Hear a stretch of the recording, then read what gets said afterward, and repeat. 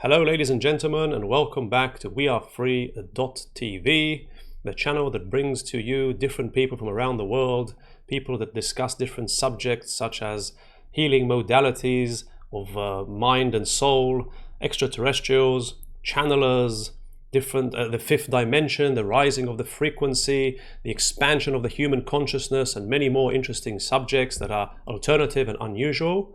If you would like to be interviewed about any of those subjects, feel free to contact me on nocensorshiptv@gmail.com.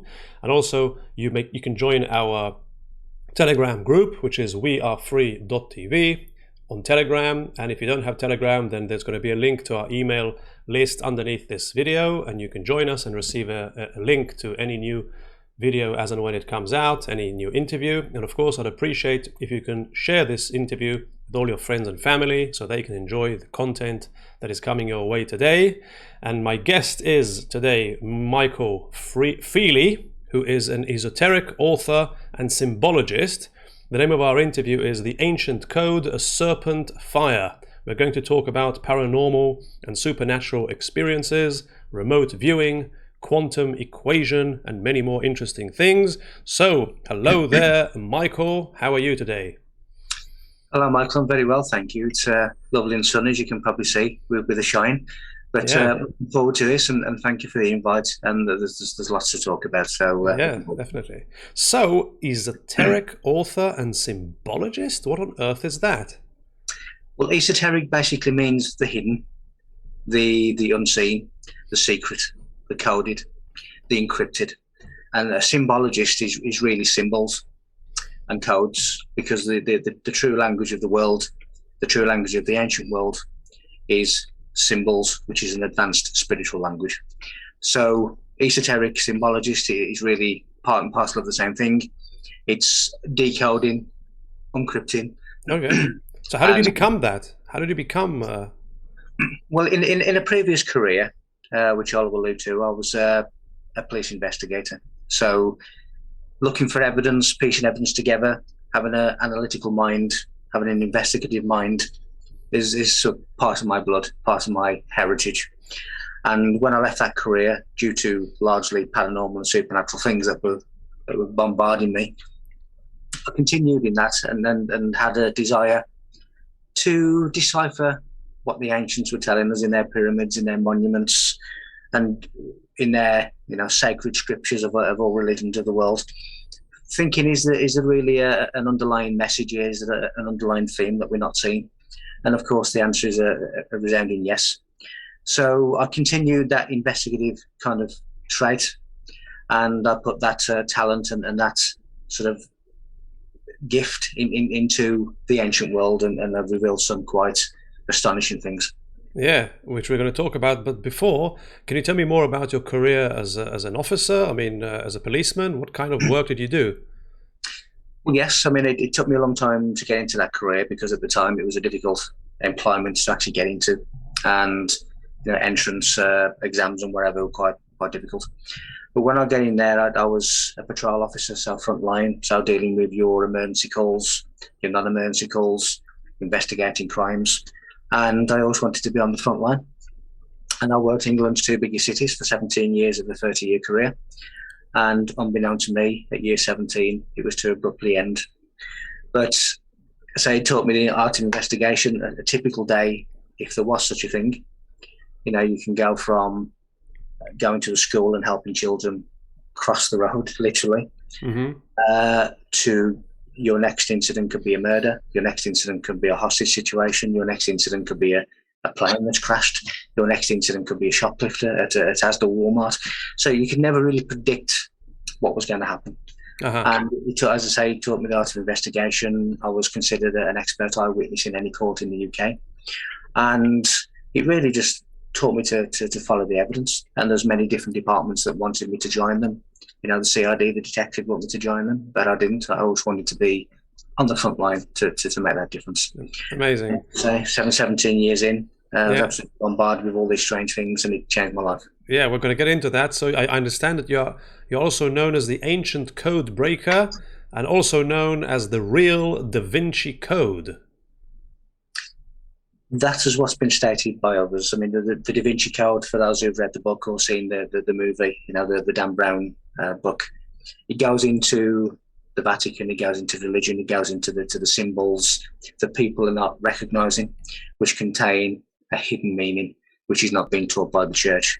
Yeah. And it's not known by the public. So that really was the Da Vinci Code, and that was a title given to me by other radio hosts. Well, it shows that they regard you, they highly regard you, and you must have achieved a lot, which we're going to hear about in a moment. So let's start with your paranormal and supernatural experiences which you've had. Tell us about them, please. Okay. Well, from a very early age, probably about 7 or 8, I used to have very, very adult conversations with myself regarding the world. And I remember vividly watching a film called The Ten Commandments with Charlton Heston, where he played the character Moses. And I remember sitting there when he was parting the Red Sea and doing all these different things, thinking, is this possible? How is it possible? And can anybody really part a sea? And that was at the age of 7 and 8, and that's kind of unusual thought process, I think, for someone so young. I was always open-minded. I was always very aware that there's more to existence than this. But probably from about the year 2007, 2008, I began to see strange, unorthodox things in the skies. And I was seeing what you can only describe as wormholes, which are dimensional portals.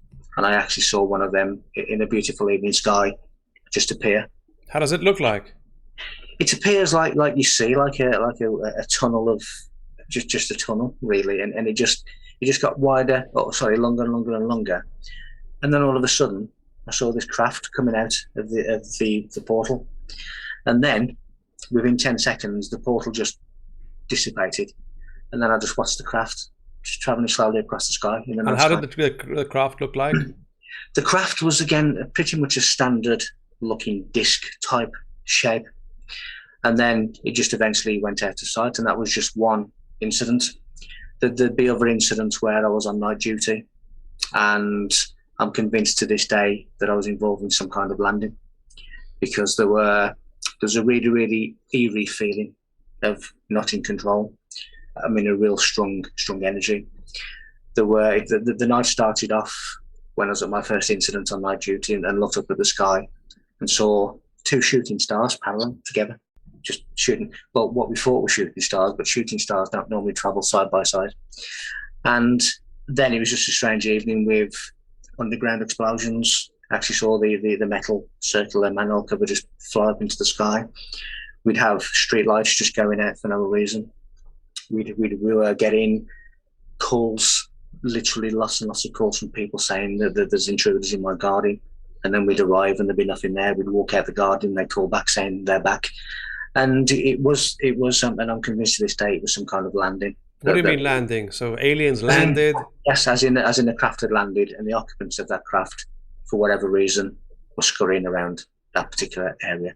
But such was the energy that it was causing a fluctuation in the electrics of that particular area, with like the street lights going out for a mile, a region of a mile, and different things. So if you imagine the movie E.T., where the ship lands and you get them going out looking for plants and looking for things, and then they take off and E.T.'s left there. It was that kind of thing. Okay. What else? Well, there's just so many. UFO sightings.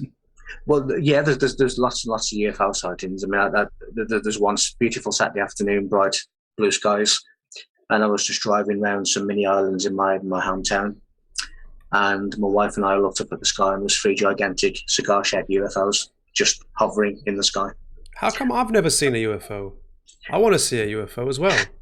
A lot of it is briefly tuning into a different frequency, because there's so many different realities that exist around us. But because we are cocooned in our own frequency, we often don't see them, because they're operating at a different frequency. And sometimes when you walk past a house and you look in the window, you get a glimpse of someone else's reality. And that's what was happening. I've been invited telepathically, as with my wife independently and 2 of our friends independently, to a set of ancient monoliths about an hour's drive from where we all lived. And when we got there, we telepathically were told to individually stand by a monolith each, and there was 4 of us, and there were 4 monoliths. And if you imagine, we stood on one, and then we were told to move to the next one, then the next one, then the next one, until we actually got back to the one that we'd originally started at. And what was the point of that?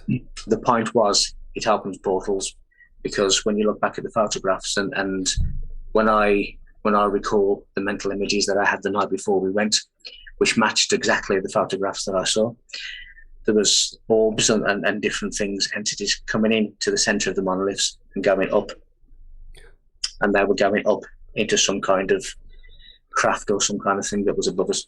So there's just so many different things. Are you sure? Sorry, are you sure that the only reason you see UFOs and I don't is because of your frequency?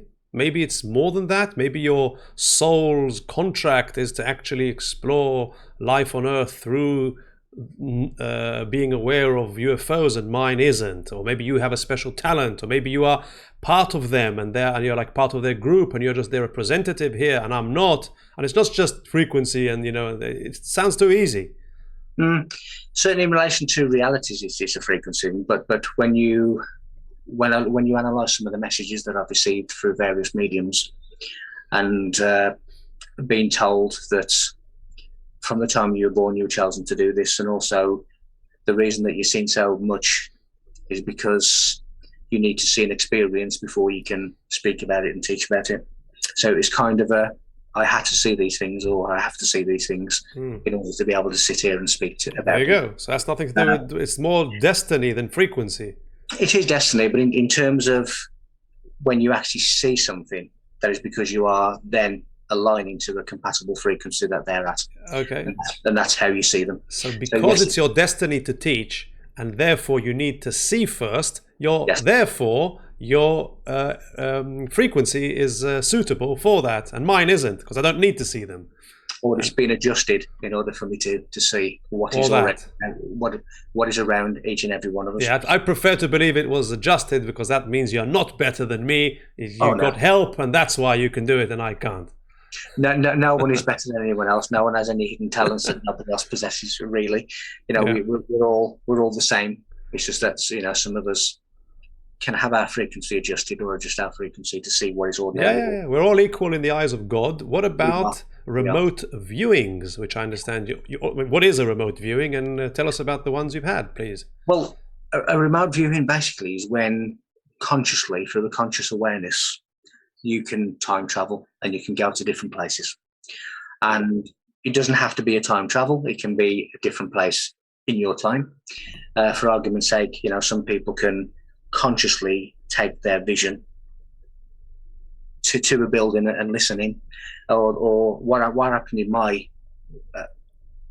example is on February the 9th, 2009, our time, I was asleep in bed, and around about 3:30 in the morning, my consciousness went back to the scene of a crime that at the time I didn't know the date or the year, but it turned out to be the 9th of February, 1850. So I'd gone back consciously in time 159 years.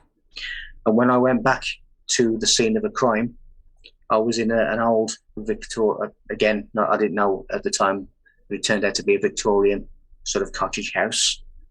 And I'm in the room, and there's a set of blue curtains in front of me, and there's a creaky wooden door in the right-hand side of the room, which is the far side of the room from where I am. And the door opens and creaks, and the draft from the door makes the curtains move. And at that point, I heard the voice of a young girl say, "He's here." And what turned out is this was her stepfather, who used to abuse her. And on this particular date, which was the 9th of February, 1850, she began to scream, and he put his hand over her mouth and nose and smothered her, and she died.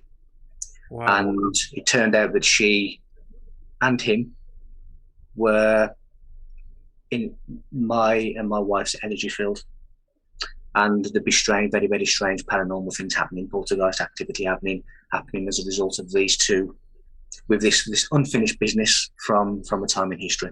So I've basically gone back consciously, but not physically, to a different time event that was still happening. 159 years previous. And what was the result of it? Did you manage to release the negative energy and you came back fresh and renewed? Not at that point.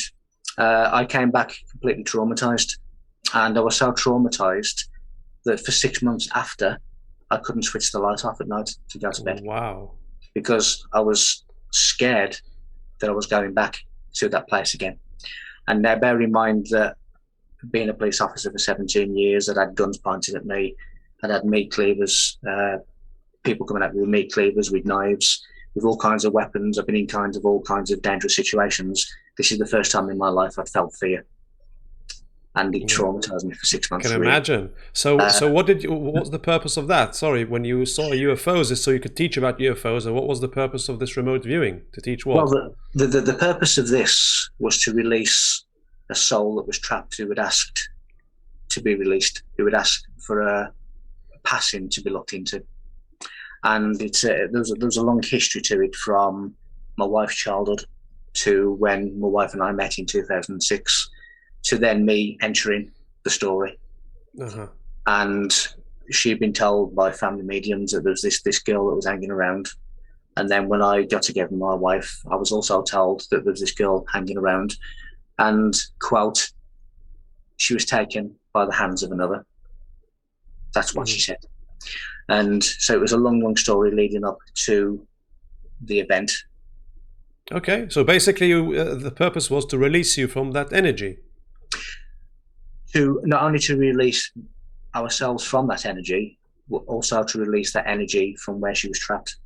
Oh, you mean as a soul? She was like trapped in like purgatory, yes. Or something between lives?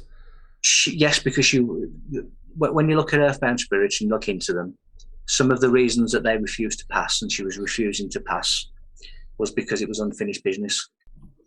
And she wanted her story told before she would go. Uh-huh. He, the stepfather, we didn't realise until the very, very end that he was also around us as well in spirit, and he was trying to stop the story from getting out. And there was windows smashing in my house from the inside. There was, in February, it's winter, and we used to have the radiator on, the central heating on, and it was all of a sudden just turn off. We'd have things flying across the room, and there's like a complete negativity around us. This entity was trying to poltergeist. Well, it was poltergeist activity, yeah. Uh-huh. Okay, yeah. Interesting. And that's really, that was my major awakening. That was the actual event that put me in this path. Well, thank God it's over now, and she's released, and you're released, and everyone's happy. And now let's talk about your face-to-face encounter with an extraterrestrial being. Wow, lucky you. Well, it was one of, not of the nice ones, shall we say, but I've had experiences with nice ones, but this wasn't. The event really, my wife and I, who tended to see most of these things together, with friends on many occasions. We were at an event, and if you imagine the location, you have the main high street, then you have the venue, and there's a single door from the high street into a little cafe area, and then there's another door that leads you into an arena, like a hall. There was an event going on with speakers and stall holders in the hall.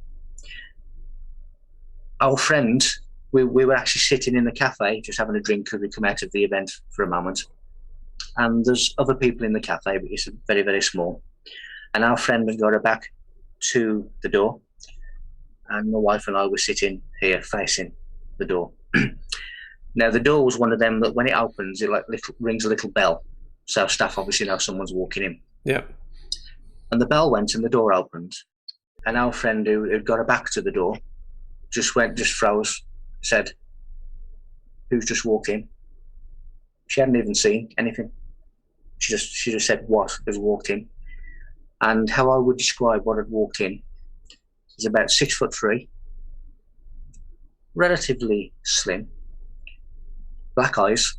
So if you imagine where we've got the white and then we've got the colour, then we've got the Irish in the middle, they were black. His eyes were black.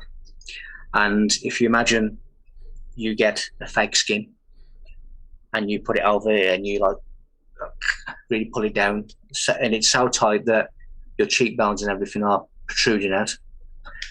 And his hair was shoulder length, but it was like a very, very brittle kind of grey hair that you felt if you were to touch it, it would just shatter. It just looked like that. And he got a long sort of football manager's coat on, black coat, and like in a suit, like Men in Black, literally. And as he walked in, and I'll do the expression, he walked into the cafe area first. And as I say, there's other people there who didn't particularly notice him. And he walked in, and he was going in the cafe area as if he was kind of trying to monitor or pick up what was going on. What about his face? Was it human? It was trying to look human, but you could tell that it wasn't, because again, black eyes and skin that's so tight, you know, that's almost like a mask covering. I see. And he walked in and did that for probably a minute or two, and then he opened the door and went into where the event was being held. Now the event, you've got the stage where the speakers are, and then every 2 feet you've got rows of chairs where the people are sitting. Around the chairs, in a circle, you have store holders. Now, when you walk in this hall, there was hundreds of people in that room. The only way out, well, there's 2 ways out, was the way he came, through the cafe and back out through the door he first came in, or there was a fire exit which was open on the other side of the hallway. Yeah. Now, in order to get to that door, he would have either had to walk in between people sitting down in the rows of seats, or he would have had to walk in between the tables of the store holders.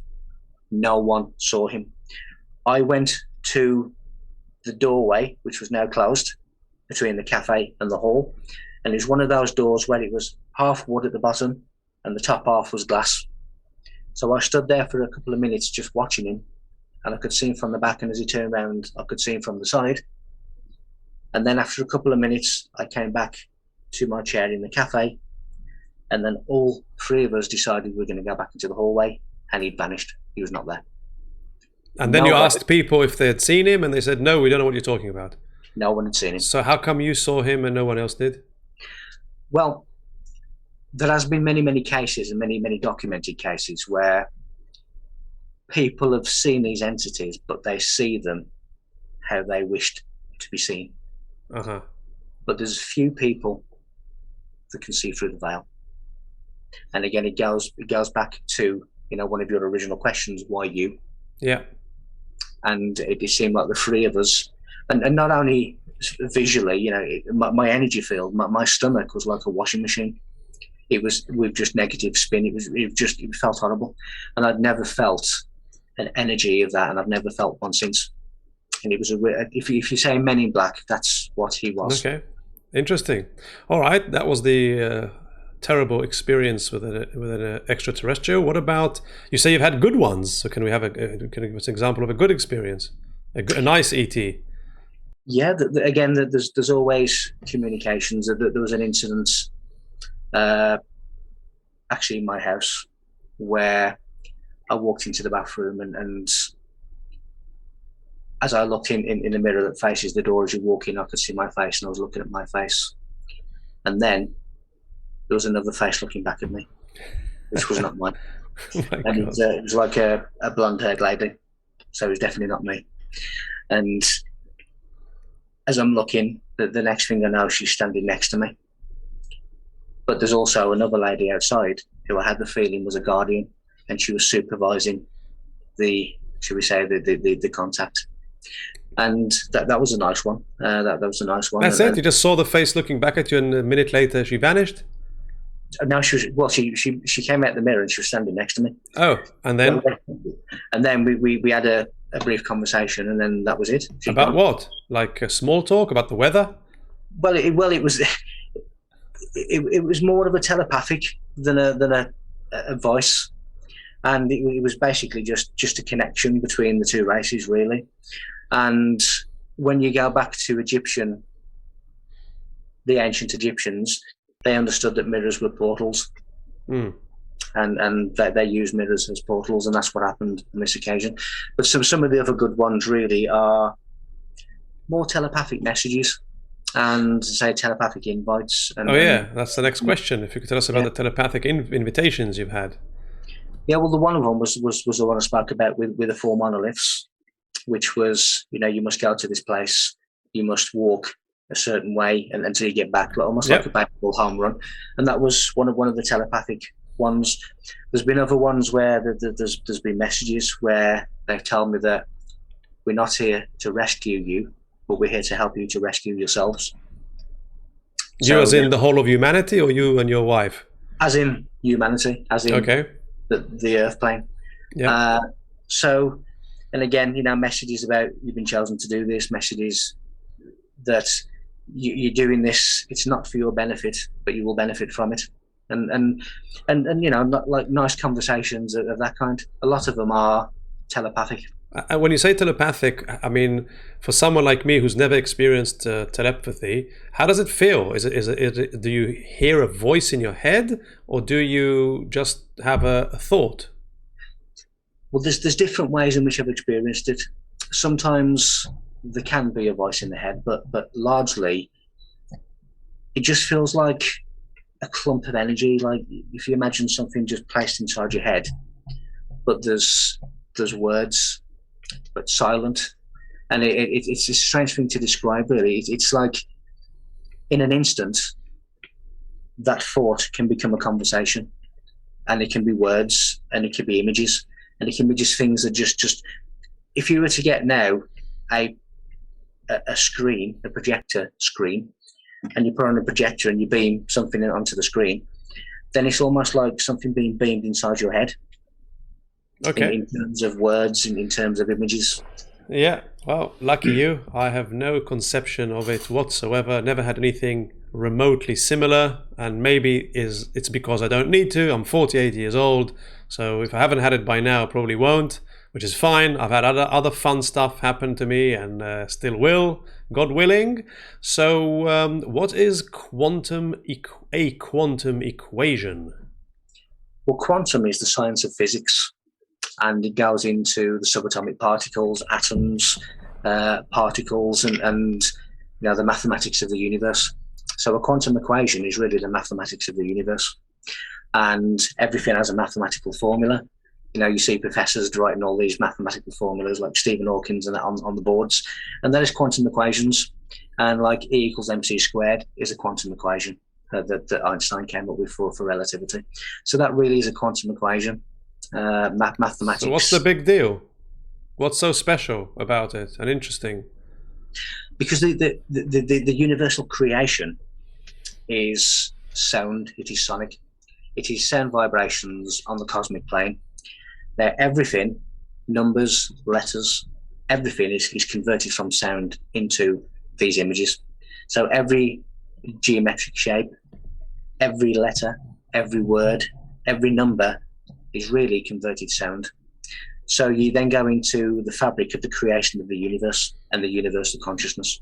And that is the big deal in relation to quantum equations, because everything has a mathematical sequence that it adheres to. So it's kind of a sort of creation of the inner fabric of creation of the universe. And you find these formulas interesting? I mean, you just read them at your leisure, just instead of watching Netflix? You just sit and write equations or read them or learn about them? The ones that I write down are the ones that just appear in my head. So that they will literally just appear as almost like a picture, an image in my head, and I'll write them down. And you had no idea what it meant? I mean, do you have a basic knowledge of physics to know what it means? I didn't know what it meant until I looked into it, and some of the things that I see are known by physics, and some of them are not documented by physics. So it's kind of a mixture of what's known and what isn't. But I've been finding that a lot of them that I'm getting is all about angular velocity, which is really space travel through time and space, and that is the kind of things that I just write down. And so it's not really a case of enjoying them or looking into them or watching movies on Netflix that contain quantum equations. They just appear in my head, and I write them down. And have you shown them to? Well, you have shown them to physicists, and how did they react? Did the equations that the science doesn't know anything about? I imagine that he was like, "Wow, where the hell did you get that from?" What I'm looking, I have recorded it, and I have put it in a book that I'm doing. Some of the things that I've seen, and some of the things that I've described, I've had analysed by people I know in America, who are into this field, who are into space travel. And one of them was a picture of a UFO I took, which ironically was one that they've been tracking. And a picture of what? Sorry, a UFO. When I was in San Francisco, yeah. I was taking pictures outside my hotel room. There's a UFO zooming past. But as a result of that, they were able to get a lot of information about the flight of that UFO. Really? And some of the things that I've sent across to these people, they've been quite astonished, and in relation to some of the things that I've seen in correlation to that as well. But I'm trying to find a physicist who I can trust. What do you mean? Why can you not trust them? Because when you look at mainstream, they can twist things, and they can censor things, and they can shut things out, and that's what they do. Because if it doesn't conform with what they want to be projected, then they will close it down. And there's many documented cases of that. You know, like Nikola Tesla was shut out in favour of Edison, and there's a complete history of people who do not conform. You know, Galileo was pretty much put under house arrest by the church because his findings about the solar system didn't conform with scripture. Yeah. But if you were to theoretically find a physicist tomorrow who's totally out of the box, and he's a billionaire, and he's like, I'll sponsor it, I'll do it, let's do it. So what? You have the knowledge to build a time machine, for example, by now? Well, the quantum equations that I have is all to do with, as I say, angular velocity and algebra, and what I can see has been some kind of space propulsion. Okay. So, in terms of, could somebody build it from my equations? If you knew how to, then yes. I don't know how to build a spaceship from my equations. Yeah. All I know is that I get these equations in my head and I write them down. Amazing. At some point, you know, nothing is for nothing. You know, there's a reason for it. That is amazing. That is just ridiculous. What you just said. It's like, yeah, because you don't even know what you're writing. No. It's like an artist who just gets these inspirations to draw something abstract, but someone else can look at it and go, my God, this is the answer to all the mathematical problems of the century, and we could build a time machine with that. And you're like, oh, okay, for me it's just a picture. So, okay, interesting.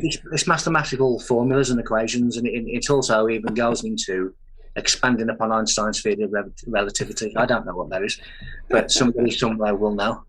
Yeah. Unbelievable. Okay, so what is the speed of reality, and how did you arrive at it? What I did to arrive at the speed of reality was to actually create my own mathematical formula. And how I did that is basically I took the square root of time and I divided that by the speed of thought.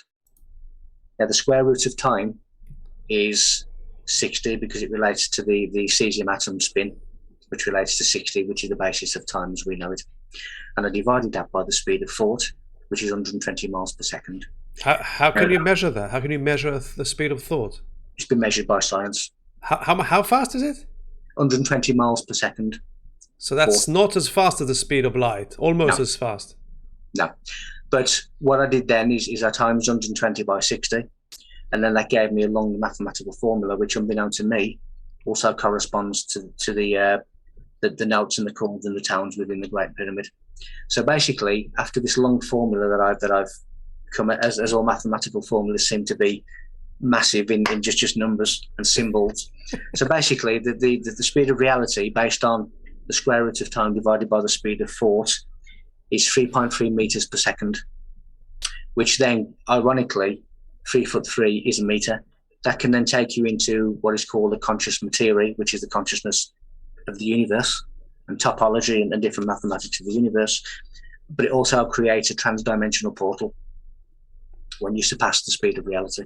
So the speed of reality is only 3.3 meters per second. No, it's 1 meter per second. 3.3 meters per second. Oh, 3.3 meters per second. I thought you said 3.3. Yeah, because you said the other thing was a meter. Yeah, well, inches. You said, or what did you say? Well, miles.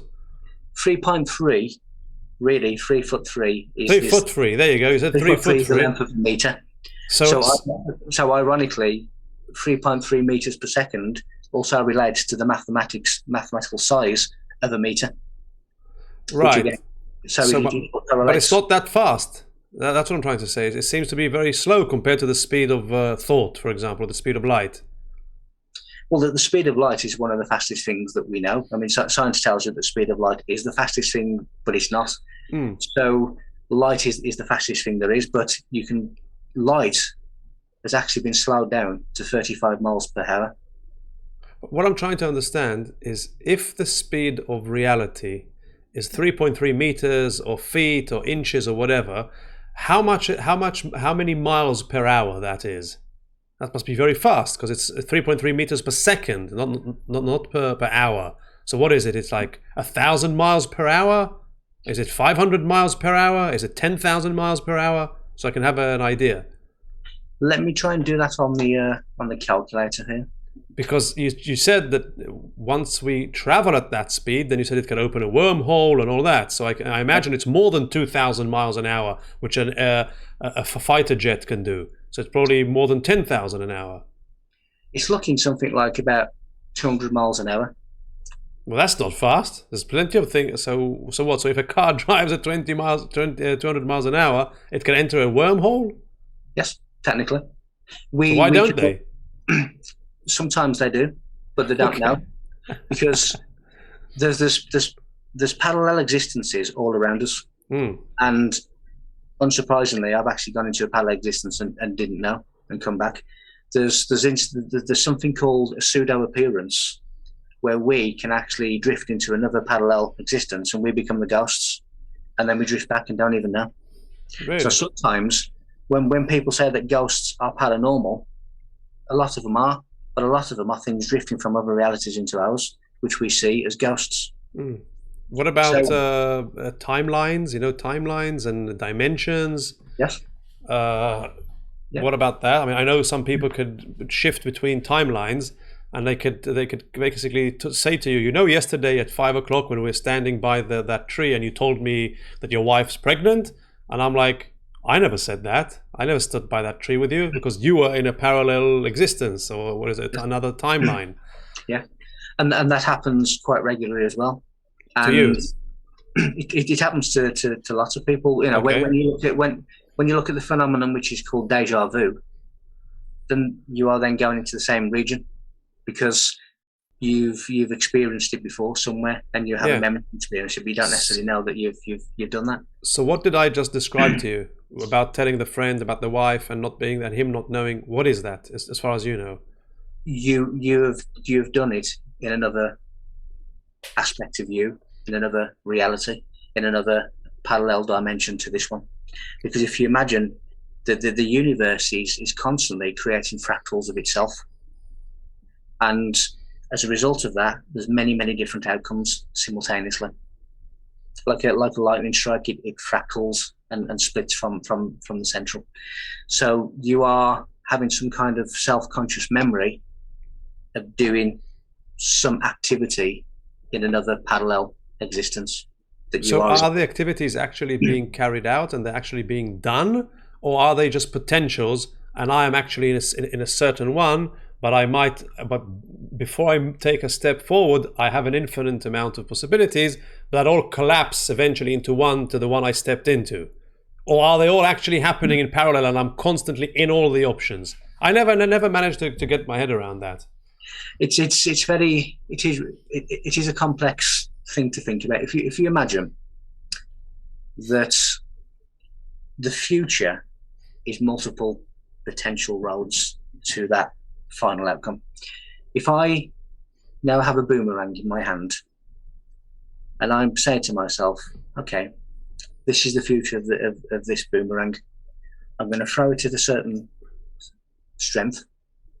I'm going to throw it so the circle is a certain circuit, and then I'm going to catch that boomerang in 2 minutes' time, and that is the future. And I throw the boomerang, and all of a sudden, somebody grabs that boomerang, stops it from flying, and then throws it again. They have now changed the possible future outcome that I saw. So when we are seeing things that we've been involved in, we can only be consciously aware of one place at a time. So when we go to bed at night and we go to sleep, our consciousness shifts in an instant from here to somewhere else. Dreams, unconscious thoughts, whatever. And then all of a sudden, when we awake, our consciousness comes back to here, and we are only aware of here at that given time. We are potentially involved in many outcomes. So when you were standing up a tree, that happened, but it wasn't the future of your conscious now. It was a potential outcome that, like you say, dematerialized, didn't happen. Okay. It happened as such that you are able to remember something happening, but you can only consciously know you now. I'm going to have to keep asking other people because, once again, I did not understand. But anyway, let's move on. Thank you for trying. I understand that you have the blueprint of the ancient world. Can we see it, please? The blueprint of the ancient world is in my writings and in my head. And what I mean by that is I set out to analyze and work out the codes and the symbols of the ancient world and their monuments and their monoliths. And I started out thinking that they were all separate civilizations. So you'd have Babylon, Sumeria, the Egyptians, the Greeks, and that they were all individual civilizations. What I soon found out is that they weren't. They were all connected by theme and by mathematics. Now, the mathematical connection is in the longitude and latitude coordinates of the monuments and monoliths themselves. So when you look at the likes of the famous face on Mars and the Sidonian city on Mars, which has been geometrically mapped and does exist, if you are at the face on Mars, the famous face on Mars, and you know its longitude and latitude coordinates, it tells you how to find precisely Stonehenge on Earth. When you look at the longitude and latitude coordinates of Stonehenge, it tells you how to find the face on Mars. Stonehenge, in the same manner, tells you how to find the Great Pyramid. The Great Pyramid, in the same manner, tells you how to find the five-sided pyramid on Sidonian city on Mars, and so on, and so on. So this is quite obviously a mathematical connection between the monuments on Earth, giving their precise location, and also the precise location of other monuments and monoliths on Earth and beyond Earth. So that is a mathematical connection between them. What about the meaning? Sorry. The meaning is really the transmutation of the self. And these monuments and monoliths were octaves, they were sound amplifiers, they were created by sound, they were built by sound. And when you look at the likes of the pyramid, what does a pyramid really mean? When you look at creation itself, and you have unity, which is simultaneous existence of nothing and everything, the character that we call God is the Lord of Spirit. Spirit means breath, so the breath of God, the breath of life, the Holy Spirit. So we have unity. But in order for spirit to grow and expand, it has to create resistance. Now, to put that in layman's terms, if I wish to go and build my muscles up like Arnold Schwarzenegger, I go to the gym, but I need resistance. And that is in the form of the weights that I will lift to enhance my muscle base. Now, spirit had to do that, so it created matter. So you have the law of spirit, which is God. You have the law of matter alive, which is the character we call Satan, which is all to do with the material world, which is all to do with the material existence of physics. When you have the dot, which is basically the beginning and the end of anything, the dot, it is also a point of departure. Now, when you move a dot in geometric creation in any direction, that dot becomes a line. But a line is potentially infinite. But when you have a world and a reality like ours, which has a beginning and an end, you can't have a line which is infinite. So it has to be bound. And it is bound by a triangle. So a triangle is the manifestation of God in the third dimension.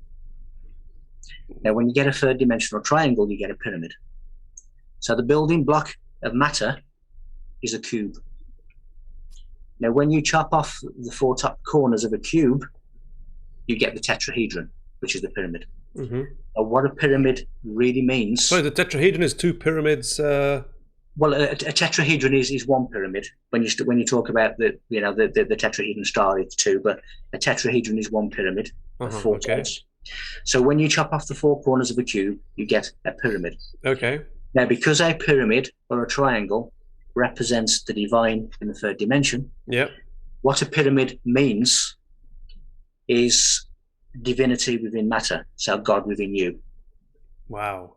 So those who have found their own divinity are represented by the pyramid.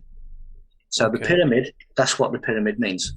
What about the other monuments, like the Easter Islands and Stonehenge Well, Easter Island, there's a reason that these 33-feet statues only have their heads exposed.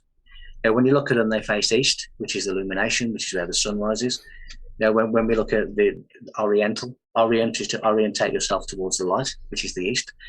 And you only see the heads of Easter Island because they're telling you not to concentrate on a five-sense body, a consciousness, five-sense consciousness. Instead, to concentrate on the divine mind, the Golgotha, your place of skulls, where you get the light to become enlightened. So that is why you can only see the heads of Easter Island, because it is a secret message that you must concentrate on the divine mind and not a five-sense body. Okay, so that's... Now, when you look at the likes of Stonehenge, not only is it a portal and people have actually disappeared, never to be seen again, but they were seen to disappear. They are portals. So ancient sites are portals as well. And Stonehenge, when I went to the centre of Stonehenge with a group, I took a group tour to the inner sanctum of Stonehenge. And my co-host on that day, as we were in the centre circle, walked a little bit further into the centre circle and began in a kind of trance. She didn't know she was going to do it. She just walked forward and did it. She began to do what is known as tonal rules, which are voice octaves, voice harmonics. And it's where the voice can use a couple of harmonics at the same time, but different harmonics, different sounds. And what she did, and it's the same, it's basically called a sympathetic transference. She made each of the stones of Stonehenge reverberate and sing. Wow. Now, if you imagine, a sympathetic transference is if you get a tuning fork and you hit it on the table and it starts to vibrate, and you put another tuning fork next to it, the vibration will jump from that one to the other one, both will start vibrating. And that is what the stones of Stonehenge were doing. So they are the transmuters. They are crystalline transmuters that activate your inner Christ, which is your inner fire, your inner potential, to advance yourself towards the solar forces of the universe, which is the cosmic Christ. And who put them here? There was an ancient group of advanced humans who were operating on the seventh plane of existence, which is the God consciousness. And they were called the sons of God. Now, the Bible shortened that to the Son of God and made it look like it was one character. It wasn't. And these are the ones who have the elongated skulls. Now, an elongated skull gives you a greater central brain power, and you have a 25% greater capacity than a normal skull, normal brain. So it increases your spiritual capability. So, but they were aliens who landed here, or they were some kind of humans that evolved? They were advanced humans. Now, aliens, to me, are advanced humans from other star systems because they'd outgrown the vibrations of Earth. So where are they today? I will get to that in just a moment. So they built these things on the seventh plane of existence. Now, when I said earlier that they were built by sound, which is the universal creation. They represented universal creation and were created by sound. Now, when you look at the likes of the pyramid, they are built with stones. Now, the word stone means father and son. The original Bible is the Giza Plateau in Egypt, so the stone is father and son. Now, when you analyze the word son further, it is bena, which means to build, but it is also sonic and resonance. So, the pyramids within the word stone, built by stone, they are telling us that they were built by sound. Now, when you go to the Great Pyramid, all the numbers, all the mathematics of the pyramid is 7 or divisible by 7, because the number 7 is the key to the third dimension. Now, when you go to certain places on the pyramid and in the Sphinx and in the Temple of the Sphinx, and I'll just use one example. If you go to the top of the pyramid, south facing, and you use a certain word at a certain vibration, at a certain time, which is either containing 7 or divisible by 7, there is a stone that slides open exactly 7 feet. Now, when it is open, it leads you down a staircase that ends up being about 980 feet down into the ground. Now, to give you some kind of perspective, that is almost the height of the Eiffel Tower down. And when you go down into these different places, there are individual rooms that you can't see the doorways because they're sealed, unless you know the correct word, the correct frequency, 7 and divisible by 7. And when you do that, they open up, and each individual room contains the history of humanity. And it also insulates advanced technology that is operated not by wires or by remote controls or by batteries, by the movement of the hand. And all of these things are insulated, and that's why the shafts of the pyramids, or some of the shafts, are blocked by stone, because they were insulated and the technology was insulated. And the ones that insulated it then dematerialized themselves. And when the Bible talks of the sons of God took the daughters of man, what that is really telling you is that this advanced group of humans who were operating at a God consciousness copulated with Earth humans in order to create a genetic line in order for them to reincarnate at a future time. Wow. And that is and so some of them are now reincarnating, because when I've looked at Egyptian star codes, which was later used by the Hebrews for their calendar, which was then hidden within the Dead Sea Scrolls, which was then hidden by the Knights Templar in Rosslyn Chapel, which I've also found, it tells you of a 360-year cycle when ancient knowledge was set and timed to re-emerge into humanity. That began in 2001. And 2001 is specifically mentioned inside the Great Pyramid. So we are now in the age where this information is coming back. And as a result of those Egyptian star codes. And when are the doors gonna? When are people gonna be able to go in and open those secret chambers within the pyramid and read about all this information, or experience it and take it in and use it? They already have, but it's not widely known, and it was secret. You've been in the pyramids, I understand. I've been in the pyramid. You've been inside the Great Pyramid. I've been inside the Great Pyramid. These things it is secret knowledge. It is not widely known, and by these Egyptian star codes, I've been able to date the Great Pyramid as being 440 years of age. So how did you get in the pyramid? Anyone can get into the pyramid. It's a tourist haven. Oh, I see. You didn't get in like in a special no, because extraterrestrial way.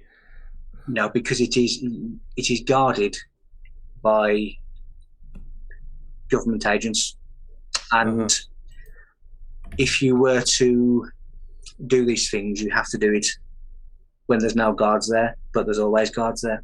So what you have to do is you have to go in the normal way, and you have to do these things the normal way. But these passages that I just described are not really done in the normal way. They're done in a different way. And a lot of these doorways were sealed by the 144 limestones that encased the Great Pyramid. And the reason it's 144,000, and the reason that you have the light of the flower of life burnt into the wall of the Temple of Osiris, is because 144,000 is the frequency of the flower of life. which is the geometry of the whole of creation. That is the biblical 144,000. Now, when you look at the 12 tribes of Israel, and there's 12,000 members of the 12 tribes of Israel, 12 times 12,000 equals 144,000. So it is talking about a fractal leap from the individual human back to the great octave, which is the creator. That is what the 144,000 is, and that is what the 12 tribes of Israel is. And when you look at Jerusalem, Jerusalem means completed man. Israel and Jerusalem have two earth vortices that relate to the energy of the Magdalene, which is the rose, which is the Holy Grail. What about the crop circles? What can you tell me about them? Crop circles, again, sound. When you look at the likes of snowflakes, when you look at the likes of crop circles, they are pictures of the sonics of the environment around them. So it's almost like frozen sound that form a picture. Now, when I've listened to the radio signals coming from the rings of Saturn, and I've listened to the sound coming from crop circles, they are a pitch perfect match. In 1 hour and 29 minutes, there is sound. If you imagine the rings of Saturn being like a guitar string being plucked and the sound's coming from it, and within 1 hour and 30 minutes, it creates the shape by Stonehenge. Now, in a planisphere, which is basically these monuments that represent each of the planets, Stonehenge represents Saturn. And Stonehenge is a receiver aerial for these signals. And inside the sound waves, in what is known as additive synthesis, there's impregnated words and languages that have been put inside sound waves. And those words and languages are a communication with us. Okay. If you don't think that possible, the great composers used to do it inside their symphonies. But what communication? Can you actually decipher it and understand what it says? It is a communication from the stars to humanity. It is a communication from advanced humans to humanity, which is really a message to help us, a message to realize who we are, a message to try and reconnect, a message to try and get us to wake up, to reconnect to something that we've shut ourselves off from by going further and further and further into matter, which is the Lord of Satan.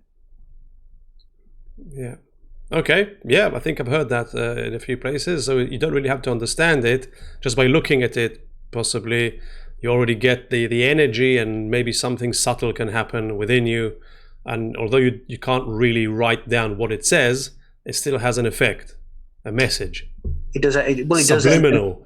It can be, but there's also, because it's sound waves, and the sound waves coming from crop circles, you can actually put words and letters and sentences inside the sound waves, so you can retrieve them. And I've actually sat inside a newly formed crop circle, and the static energy is lovely. And it was a windy day, and there was like gentle rain in the wind, so it was cold. But when I actually sat inside and lay inside a newly formed crop circle, it was warm. Energy. It was energy. Wow. Okay. Interesting about crop circles. And what can you prove about the Bible, which you haven't said yet? The Bible, as I said, the original Bible is the Giza Plateau. So everything that is in the Bible is taken from Egypt. So you have Egyptian sacred knowledge, which was taken by the Hebrew mystics, which are the Kabbalah, which was then regurgitated, which is modern day Christianity. So when you start looking at the characters of the Bible and the stories of the Bible, they all relate to what the pyramids are telling us. Now, Christ is encrypted within the pyramid. If you get the height of the pyramid, which is 481 feet, and you use what is known as a digital summation, which is to add up the individual numbers of a larger mathematical number, so 481 becomes 4 plus 8 plus 1, which is 13. When you get 481 divided by 13, it gives you 37, which is the numerical value of Christ. Now, the second coming of Christ is the return of the pyramid capstone. which marks the seventh civilization, which are the knowledge bearers of humanity, which is encrypted within the pyramid. When you look at the Dead Sea Scrolls, they tell you that the Great Pyramid is Noah's Ark. When you look at the actual word for Egypt, the Egyptian word for Egypt is Kehemet, K-E-M-E-T, which is knowledge and truth. Now, when you look at the Hebrew version of the Kemet or Hemet, they have a capital M, so it is K-E, capital M-E-T. Now, M in Hebrew is Mem, which is water. Moses means drawn from the water. So the M in Kehemet, Egypt, is Moses. So Moses was born in Egypt. Now, when you have the Exodus is describing Noah, which is the seven chakras. That is why you have the rainbow above Noah's Ark. Now, the captivity is your lower chakras. And the promised land is the land promised, which is enlightenment. Now, in mystical terms, the path of least resistance from captivity to enlightenment through the wilderness is known as the open sea. Now, that is the part of the Red Sea of Moses. Going back to my questions of 7 and 8, how can a man really do this? It is a metaphor. And even Israeli architects and archaeologists have said that in 70 years of excavation, we have not found one single piece of physical evidence that there was an Exodus, because there wasn't an Exodus. It is a metaphor. It is a metaphor for our own inner enlightenment. Now, when you get to Moses and the burning bush, that talks about the fornix, which is the furnace of the mind, the illumination of the mind. So that is what the story is. Now, the likes of Mary Magdalene relates to the number 153, as does Christ, as does the pyramids. But it also relates to the Vesica Piscis, which gives birth to the pentagram, which is the Star of Bethlehem, and the hexagram. And 5 plus 6 is 11, which is another sacred number of enlightenment, the pentagram and the hexagram, which is birthed from the Vesica Piscis, which is the Yoni, which is Mary Magdalene. Now, inside the Vesica Piscis, the mandala, there are 2 units, top to bottom, 265, left to right, 153. In Greek, Mary Magdalene equals 153. Christ caught 153 fish. His ministry landed 153 days. The Grand Gallery of the Great Pyramid is 153 feet long. It has 153 steps. The entrance to the Great Pyramid is on the 17th course level. Now, when you add up all the numbers 1 to 17, 1 plus 2 plus 3 plus 4, up to 17, it equals 153. And the number 153 relates to, in Hebrew, the sons of God, who were the builders of the pyramid. Now, when you reduce 153, 1 plus 5 plus 3, it gives you 9, which talks about the ray of creation and the lateral octave of the universe, which has 7 stages of development plus 2 intervals, giving you 9. That is why we have 9 pyramids. It is the sonics of creation of the universe. Now, Christ itself, in astronomy, it is the sun, which connects you to the absolute, which is the great octave star. But in bodily terms, the Christ is the anointed one, which is the aisles, the spinal fluids, the cerebrospinal fluids of the body, which are consisting of salt, which is sal, which is your salvation. But this aisle, the anointed, moves through Mother Mary, which is Kundalini, the divine feminine serpent force, and it goes through the body up Jacob's ladder, which is your spine. It takes on the solar plexus energy, the solar energy. It goes into your mind by the pineal gland. There is a place called the vault. And all of these brain terms are actually confirmed by Gray's Medical Dictionary. But inside the mind there is a vault, and a vault means a tomb, it means a cave. So when this Christ consciousness oil awakens, an energy called For Amen, forever and ever Amen, it is in the vault, the tomb, and when it awakens you have the resurrection and Easter inside Golgotha, which is the place of skulls. Now man is the cross, because when you outstretch your arms, you are the cross. But when we concentrate on the realm of Satan, which is matter, we crucify our own divinity, and we become the criminal watching the crucifixion of our own divine self. Those are the 2 crosses next to Christ on the hill. Unbelievable. And when when we find the divinity within us, that is the pyramid. Yep. So all of these characters are talking about a metamorphosis of self-realization. Yeah, which is what we're here to do, to overcome matter and to reach enlightenment, like the Buddha and like Christ and many others who we might even not know about, that exist in caves in India or anywhere in the street. You don't know who's enlightened and who isn't. Amazing. Now, what about the Ark of the Covenant? What is it and where is it? The Ark of the Covenant is quite an advanced machine, and you can't get anywhere near its presence unless you are initiated.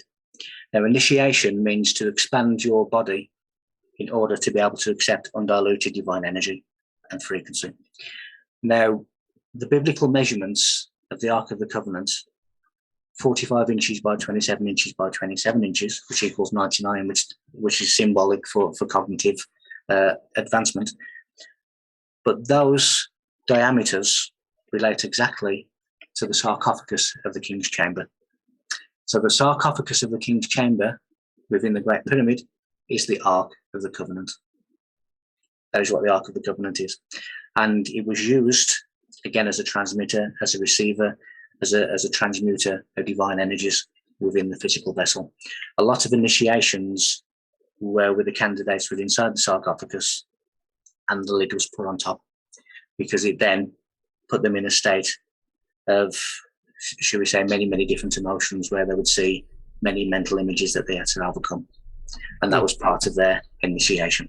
So the Ark of the Covenant is the sarcophagus of the Great Pyramid in the King's Chamber. And it's there, and it's situated in the pyramid.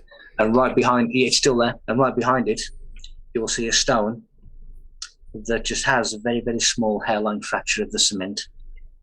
That is one of their stones that opens up through sound. Mm-hmm. Okay. That is by the sarcophagus in the King's Chamber. Amazing. Now, what about the Dead Sea Scrolls? You mentioned them earlier. What exactly are they, and what were they used for, and where are they? Well, the Dead Sea Scrolls were manuscripts written by Jewish mystics, and they were written at the time that we are told that Christ walked the earth. And they put all their secrets, all the Jewish mystical secrets, on these Dead Sea Scrolls. Now, the Church of Rome took possession of many of them, either destroyed them or edited them, and they're now in the vaults of the Vatican. However, there were some of them that escaped the Church of Rome, and they were hidden in the Qumran caves. And there were 13 caves in which they were hidden. And a lot of them were just given reference numbers such as Q11, 13. So basically it's cave 11 of the 13 caves. So they were given references. So they were hidden. And the one astonishing thing about them is that they were written by Jewish mystics. And there's one pinnacle character of the whole of humanity, the most famous character in the world has ever known, that has been omitted, and that is Christ. So this kind of information would bring down the church, because the whole foundation of the church is the resurrection of Christ and the existence of Christ. And these Jewish mystics fail to mention the so-called King of the Jews, who was so-called living around the time that they were written. So there were secret manuscripts that were hidden in caves. The Knights Templars, who were obviously, in Jerusalem and Israel in the Crusades, that were really the line of the Magdalene, which is the line of the Rose line, the Rosalind. They found them, and they took them, and they hid them, and I've located them to be inside Rosslyn Chapel in Scotland. Of all places. Of all places, which is, again, forms part of the Da Vinci Code movie and book, because it takes you in the film and in the book to the Rosalind, the Rosalind, the Magdalene, the energy of the Magdalene, the Mary Magdalene. So what I did is I put the Star of David over Scotland and marked where Rosalind is, and then I took that map and put it over the floor plan of Rosslyn Chapel, and it tells you exactly where the Templars have hidden the Dead Sea Scrolls. Amazing. What an interesting life you have with all these mysterious things, and discoveries and places and understandings and formulas and knowledge and esoteric understandings. And so, speaking of esoteric knowledge, I mean, what really is the significance of the Egyptian esoteric knowledge? I mean, you've mentioned that the Bible is based on it, and is in a nutshell, or what would you say is the significance of that knowledge? The significance of that knowledge is it tells us how to advance ourselves, which some people call ascension. And you have to be self-realized. You have to understand that the answer to the mystery is within the mystery itself, and you are the mystery. So if you understand yourself, you understand the universe, you understand creation, you understand your position in that creation, and you understand what your purpose is, which is to bring the unconscious into the conscious and to spiritualize matter, which is the negative side of spirit. So the Egyptian theology is telling you, you know, these sons of God were symbolized by the lion. So we then have the Sphinx of Egypt. And the Sphinx of Egypt talks about man, and it tells of man's potential and how to ascend. So it's important for anybody who wants to advance. It's important for anybody who wants to know this deep, true meaning of self. And it's important for those who wish to be on the path of knowledge. And of course, every Bible, yeah, there's no difference between the religions when you do it. It's origin. They all talk about the same thing. Yeah. So anybody that wants to be self-realized, anybody who wants to advance themselves, needs to know this kind of knowledge, because it also talks about a seventh civilization, which is symbolized by the Olympic flame and the Statue of Liberty torch, which are the carriers of knowledge. What can I say? Mind-boggling, fascinating, unbelievable, wonderful, spiritual, engaging. I could go on and on. I mean, I've listened to you for like an hour and 10 minutes. I could go on listening. It's just so amazing, all this information that you've brought us here. And I'd like to say to you, thank you very much from the bottom of my heart. It was absolutely fascinating. Thanks. Thank you. It's an absolute pleasure, and thank you. Okay, good luck with all those investigations. And to our lovely viewers, what a fascinating interview this was. Such a pleasure to be able to bring you all this kind of information. The truth is out there. Stay happy, and thank you for watching. We are free.tv.